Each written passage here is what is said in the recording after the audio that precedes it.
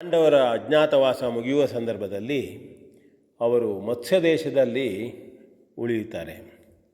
ಅಜ್ಞಾತವಾಸ ಅಂತಂದರೆ ಅವರು ಯಾರಿಗೂ ಗುರುತು ತಿಳಿಯದೇ ಇದ್ದ ರೀತಿಯಲ್ಲಿ ಉಳಿಯಬೇಕು. ಇಲ್ಲವಾದರೆ ಕೌರವರ ಒಂದಿಗೆ ಮಾಡಿಕೊಂಡಂತಹ ಪಂಥದಲ್ಲಿ ಅವರು ಸೋತ ಹಾಗೆ ಆಗ್ತದೆ. ಹಾಗಾಗಿ ಅವರು ಮತ್ಸ್ಯ ದೇಶದ ಅರಸ ವಿರಾಟ ರಾಜನಲ್ಲಿ ಧರ್ಮರಾಜ ಕಂಕಭಟ್ಟನಾಗಿ ಇರ್ತಾನೆ. ಭೀಮ ಅಡಿಗೆಯವನಾಗಿ ವಲಲ ಎಂಬ ಹೆಸರಿನಲ್ಲಿ, ಅರ್ಜುನ ನರ್ತಕಿ ಅಂದರೆ ಬ್ರಾಹ್ಮಣಳೆಯಾಗಿ ಇದ್ದರೆ, ನಕುಲ ಅಶ್ವವನ್ನು ಸಾಕುವಂಥವನು, ಸಹದೇವ ಗೋಪಾಲಕನಾಗಿ, ಐವರಿಗೂ ಹೆಂಡತಿಯಾದಂತಹ ದ್ರೌಪದಿ ಸೈರಂಧ್ರಿಯಾಗಿ ಇರುತ್ತಾಳೆ. ಕೀಚಕ ವಿರಾಟರಾಜನ ಹೆಂಡತಿಯಾದಂತಹ ಸುದರ್ಶನೆಯ ಸಹೋದರ. ಮಹಾವೀರ ಅವನು. ವಿರಾಟನ ರಾಜ್ಯವನ್ನು ಮತ್ಸ್ಯ ದೇಶವನ್ನು ರಕ್ಷಣೆ ಮಾಡಿದಂತಹ ಕೀರ್ತಿ ಕೀಚಕನಿಗೆ ಸಲ್ಲತಕ್ಕಂಥದ್ದು. ಹೊರಗೆಲ್ಲ ಅವನ ಶೌರ್ಯದ ಸುದ್ದಿ ಇತ್ತು. ಆದರೆ ಸೈರಂಧ್ರಿಯ ಮೇಲೆ ಮೋಹಗೊಂಡಂತಹ ಕೀಚಕನನ್ನು ಭೀಮಸೇನ ಅಂದರೆ ವಲಲ ಕೊಂದು ಬಿಡ್ತಾನೆ. ಮತ್ಸ್ಯ ದೇಶದಲ್ಲಿ ವಲಲ ವಿರಾಟರಾಜನ ಆಸ್ಥಾನದಲ್ಲಿದ್ದರೂ ಸಹಿತ ಆ ಕೊಂದಂತಹ ವಿಷಯ ಯಾರು ಎನ್ನುವುದು ತಿಳಿದಿರುವುದಿಲ್ಲ. ಯಾರೋ ಗಂಧರ್ವರು ಕೊಂದಿದ್ದಾರೆ ಕೀಚಕನನ್ನು ಎಂಬ ಸುದ್ದಿಯನ್ನು ಹರಡಿಸಿರ್ತಾರೆ ಈ ಪಾಂಡವರು. ಹಾಗಿದ್ದಾಗ ಇತ್ತ ಕಡೆಯಲ್ಲಿ ಕೌರವನಿಗೆ ಸುದ್ದಿ ತಿಳಿಯುತ್ತದೆ. ಕೀಚಕ ಯಾರೋ ಕೀಚಕನನ್ನು ಕೊಂದಿದ್ದಾರ ಎನ್ನುತಕ್ಕಂಥ ಸುದ್ದಿ. ಕೀಚಕನನ್ನೇ ಕೊಂದರು ಅಂತ ಅಂದರೆ ಬೇರೆ ಯಾರೂ ಕೊಲ್ಲಿಕ್ಕೆ ಸಾಧ್ಯ ಇಲ್ಲ. ಮಹಾವೀರ ಅವನು. ಹೆಚ್ಚಾಗಿ ಭೀಮಸೇನನೇ ಕೊಂದಿರಬಹುದು ಎಂದು ಕೌರವ ಭಾವಿಸುತ್ತಾನೆ. ಹಾಗಾಗಿ ಅವರು ಪಾಂಡವರೇ ಹೌದು, ಅವರನ್ನು ತಾನು ಈಗ ಗುರುತು ಮಾಡಬಹುದು, ಮತ್ತೆ ಪುನಃ ಅವರನ್ನು ವನವಾಸಕ್ಕೆ ಕಳಿಸಬಹುದು ಹೇಳತಕ್ಕಂಥ ಆಸೆಯಿಂದ ಅವನು ಮತ್ಸ್ಯ ದೇಶದ ಮೇಲೆ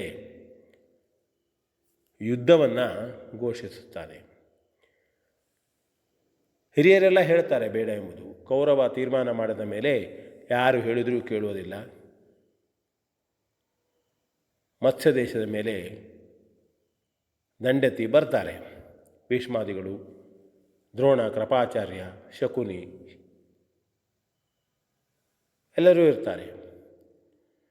ಹೀಗಿದ್ದಾಗ ವಿರಾಟರಾಜನಿಗೆ ಮೊದಲನೇ ಹೆಂಡತಿಯಲ್ಲಿ ಇಬ್ಬರು ಮಕ್ಕಳು, ಎರಡನೇ ಹೆಂಡತಿಯಲ್ಲಿ ಉತ್ತರ ಕುಮಾರ ಎನ್ನತಕ್ಕಂಥ ಒಬ್ಬ ಹುಡುಗನಿದ್ದರೆ, ಎರಡನೆಯವಳು ಉತ್ತರೆ. ಉತ್ತರ ಕುಮಾರನನ್ನು ಅತ್ಯಂತ ಮುದ್ದಿನಿಂದ ಸಾಕ್ತಾರೆ. ಹೇಳಿದ್ದೆಲ್ಲವನ್ನೂ ಕೊಡಿಸುವುದು.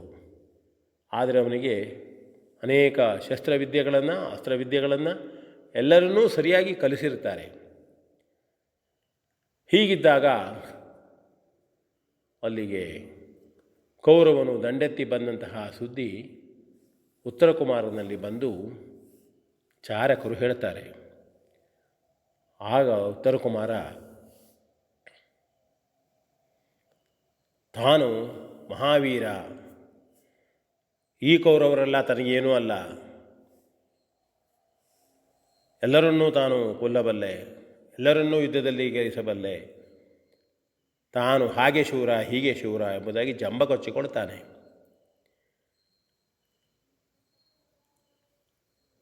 ಅದೇ ಸಂದರ್ಭದಲ್ಲಿ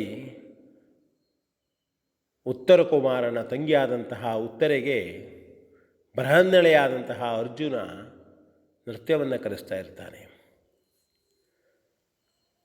ಏನು ಮಾಡ್ಬೋದು? ಕೌರವರು ಯುದ್ಧಕ್ಕೆ ಬಂದಿದ್ದಾರೆ, ರಾಜಕುಮಾರನಂಥವನು ಯುದ್ಧಕ್ಕೆ ಹೋಗಬೇಕು ಹೇಳತಕ್ಕಂತಹ ಸಂದರ್ಭ ಬಂದಾಗ ಅವನು ತಾನು ಹೋಗ್ತೇನೆ, ಆದರೆ ತನಗೆ ಸರಿಯಾದಂತಹ ಸಾರಥಿ ಇಲ್ಲ ಎಂದು ಹೇಳಿಕೊಳ್ತಾನೆ. ಆಗ ಪಾಂಡವರು ಉಪಾಯವನ್ನು ಮಾಡಿ ಅರ್ಜುನ ಹೋಗುವಂತೆ ಮಾಡುವುದಕ್ಕಾಗಿ ಉಪಾಯವಾಗಿ ಬ್ರಾಹ್ಮಣಳೆ ಅವನ ಸಾರಥಿ ಆಗುವ ಹಾಗೆ ನೋಡಿಕೊಳ್ಳುತ್ತಾರೆ. ಬೃಹನ್ನಳೆ ಸಾರಥಿಯಾಗಿ ಬರ್ತಾಳೆ.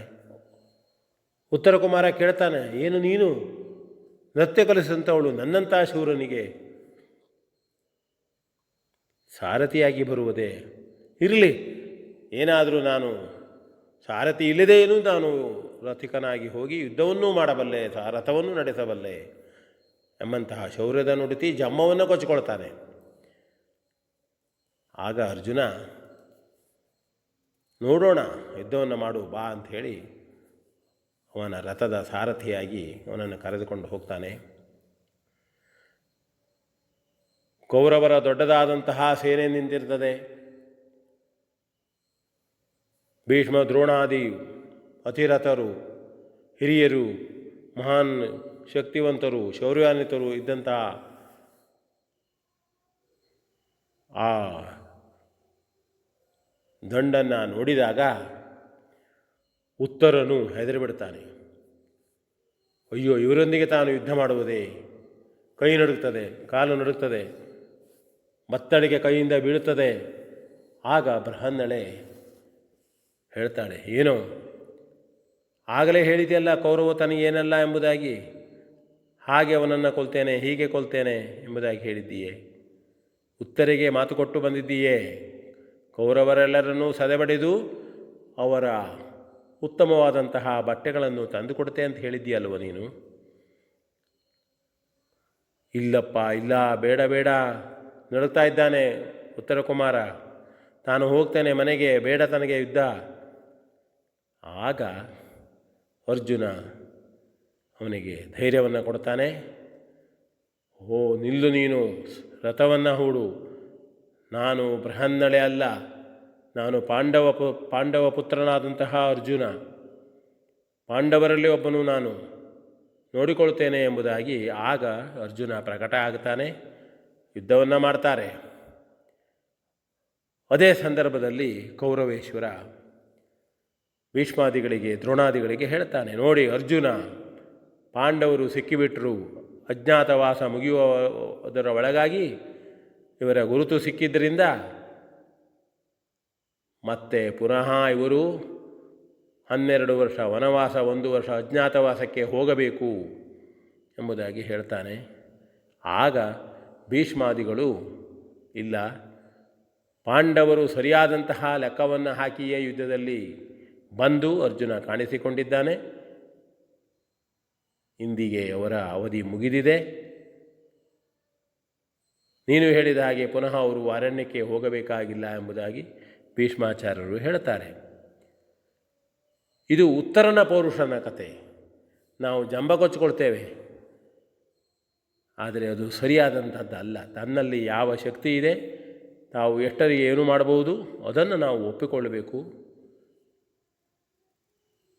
ಅದನ್ನು ಇಟ್ಟುಕೊಳ್ಳುವ ಬಗ್ಗೆ, ಸಮರ್ಥಿಸುವ ಬಗ್ಗೆ ಪ್ರಬಲವಾದಂತಹ ಶಿಕ್ಷಕರನ್ನು ಇಟ್ಟುಕೊಂಡು ಕಲಿಯಬೇಕು ಹೊರತಾಗಿ ಜಂಬ ಕೊಚ್ಚಿಕೊಳ್ಳುವುದು ಯಾವಾಗೂ ಸರಿಯಲ್ಲ. ಹಾಗಾಗಿ ಯಾವಾಗಲೂ ಜಂಬ ಕೊಚ್ಚಿಕೊಳ್ಳುವುದು ಅಂದಾಗ ಉತ್ತರನ ಹಾಗೆ ಉತ್ತರ ಕುಮಾರನ ಪೌರುಷ ಎಂಬುದಾಗಿ ಹೇಳ್ತಾರೆ. ಇದು ಮಹಾಭಾರತದಲ್ಲಿ ಬರತಕ್ಕಂತಹ ಕತೆ. ತಿಳಿದುಕೊಳ್ಳೋಣ. V N Bhagwat, Baraballi.